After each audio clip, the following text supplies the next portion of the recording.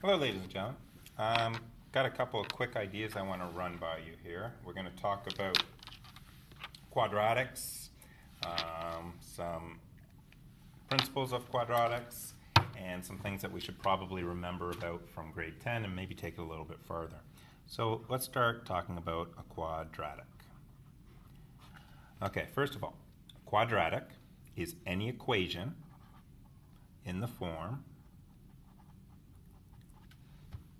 where and, okay, so let's read that.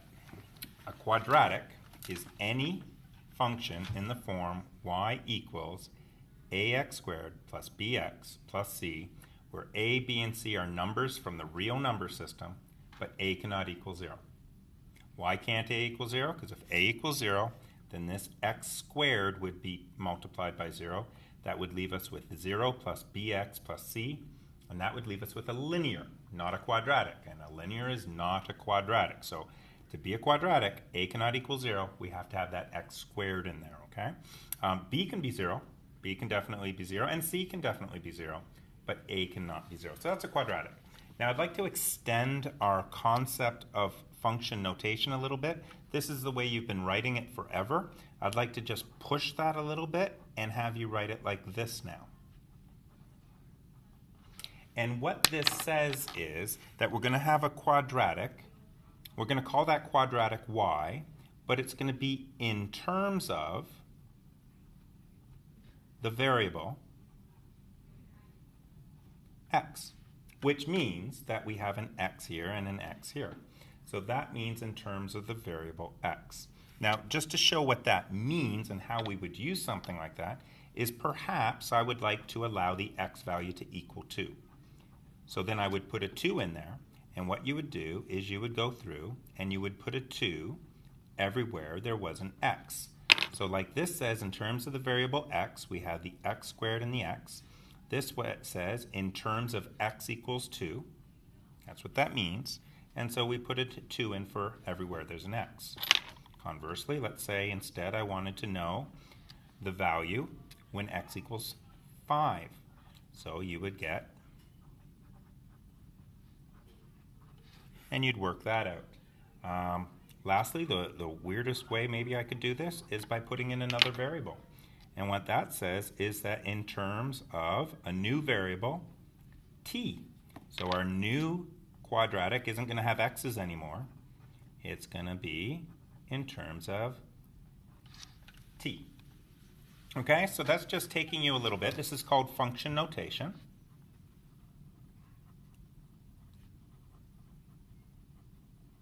And I'd like you to work on that just a little bit. Be able to see it, be able to make some connections to it.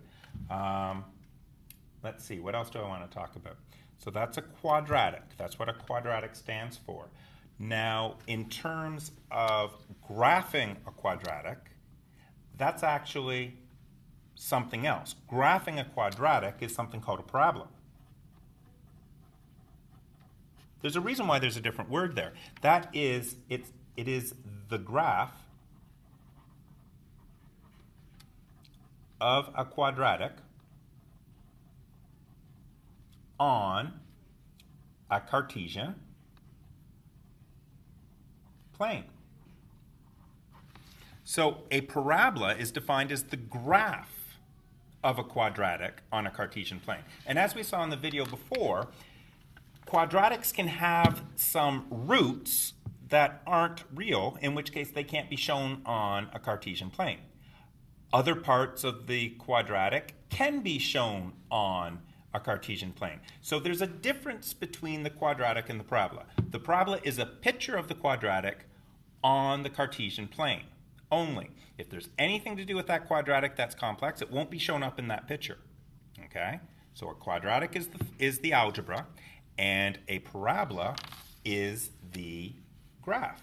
And the way we taught you to graph it way back in the beginning was simply using a table of values. So you would have your x values, and you would have y of x, and that would be your ax squared plus bx plus c.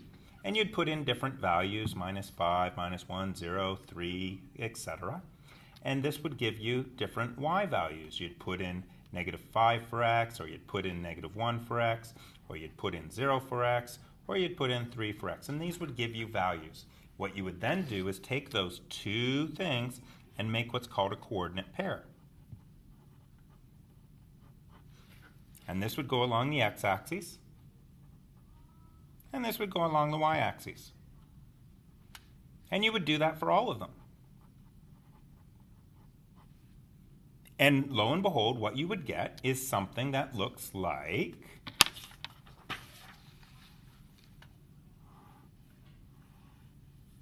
it could look, well, hold on. Lo and behold, you would get something that would either look like that or like that. Okay? And that's what you would get. And now there's some characteristics of these things that we should talk a little bit about. There's this idea of an axis of symmetry.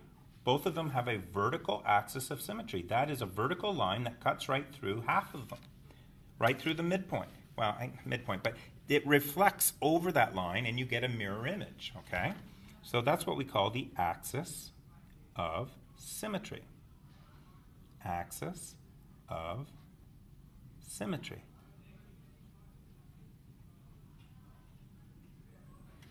Now that axis of symmetry is a very important point because it is the line where the vertex lies on. Okay, so that's how you find your vertex, is by finding the axis of symmetry. Now I'm going to tell you right off the bat, right now, right here and now, I'm going to tell you that if I have a quadratic that's ax squared plus bx plus c, then its axis of symmetry will always be given by minus b over 2a. Okay, so this line here is going to be minus b over 2a depending on what that vertex is, what the quadratic is. And this little formula will always give you the axis of symmetry, which means it's always giving you the x value at the vertex. So your vertex is going to be your axis of symmetry value and the range value when you put that x value into your quadratic. Okay? So I'm using function notation.